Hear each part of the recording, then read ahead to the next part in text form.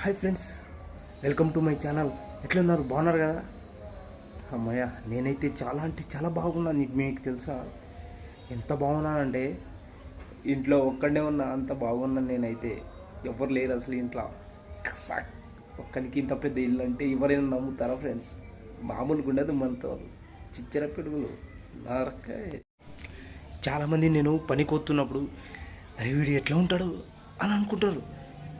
అరే ఒక్కనే వంట చేస్తున్నావు అంటే ఒక్కనే వంట చేసుకున్నా చాలా బాగా చేస్తా అంట. మనం అసలు వంట మీద చేయం, బయట పోయి తినేస్తాం మనం. ఎందుకంటే మనకు వంట రాదు, అస్సలు రాదు, ఒక ముక్క కూడా వంట రాదు. ఏదైనా ఇంకా బయటనే ఏదైనా అప్పుడప్పుడు వాళ్ళ ముందు చేయాలంటే మాత్రమే మనం యూట్యూబ్లో చూసి చేసుకుంటాం అంతే.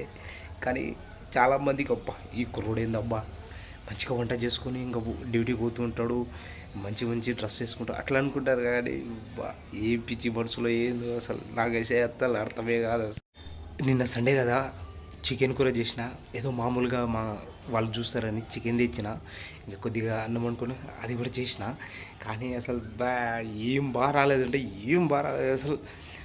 నీళ్ళేసి దానిలో చికెన్ వేసిన, ఇట్లా ఇలా కలిపి వాళ్ళు పైకి వచ్చి అబ్బా తమ్ముడు చికెన్ తెచ్చినావు కదా చేసుకున్నావు అంట అంటే అబ్బా సూపర్ చేసుకున్నావు అన్న చూపించావంటే ఇట్లా అది సేమ్ కూరలాగానే ఉంది. కానీ అది కూర కాదు, జస్ట్ ఇట్లా ఇట్లా కలిపిన పోతే 100 రూపాయలు. కానీ పరువు మాత్రం ఉండాలి అసలు.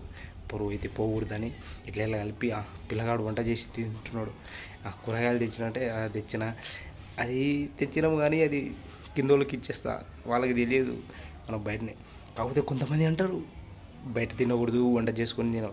మనకు వస్తే కదా, మనకు రానిది మనం ఎట్లా చేస్తాం అసలు.